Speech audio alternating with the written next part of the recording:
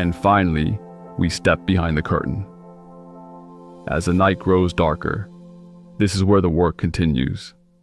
Not for fame, not for certainty, and not for the future people imagine when they talk about success.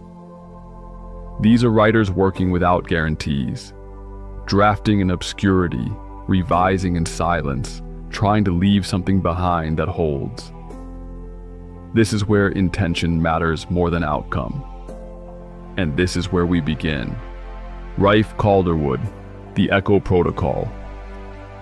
Unpublished working manuscript.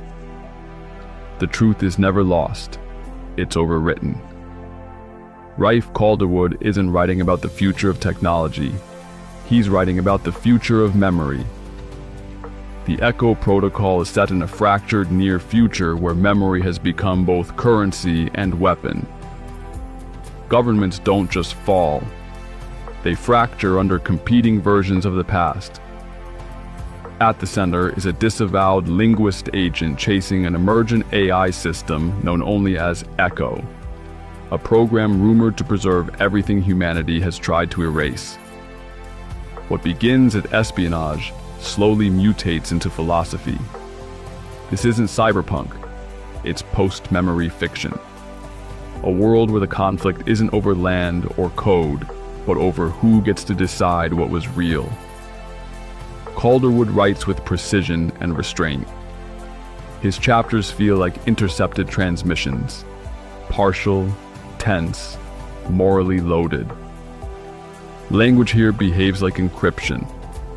Every sentence carries something hidden. The question driving the book is a quiet, terrifying one. What happens when memory itself becomes unstable? When knowing everything is just another way of being blind? This work is still forming. It's not finished. And that's the point. Because what matters here isn't polish, it's intent. And the Echo Protocol shows a writer aiming not to impress, but to endure.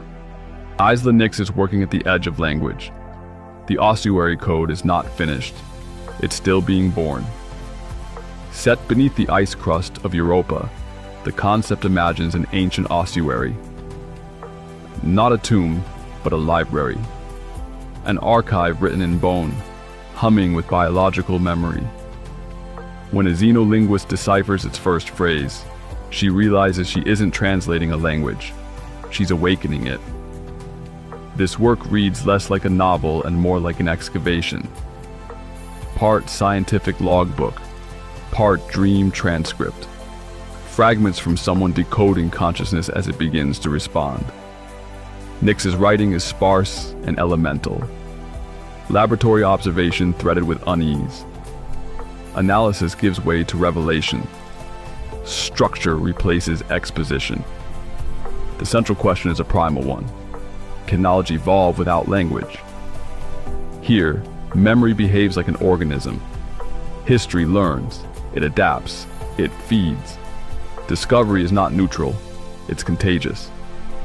To understand the alien may mean becoming part of its structure. The project began not as fiction, but as field notes. An inquiry into whether language itself might be biological, capable of replication and mutation. The drafting process reflects that belief. Scenes are treated as recovered documents, written as entries rather than chapters. The story grows before it locks. There is no cover, no imagery, only fragments and atmosphere. And that's appropriate, because the ossuary code isn't trying to speak yet. It's listening.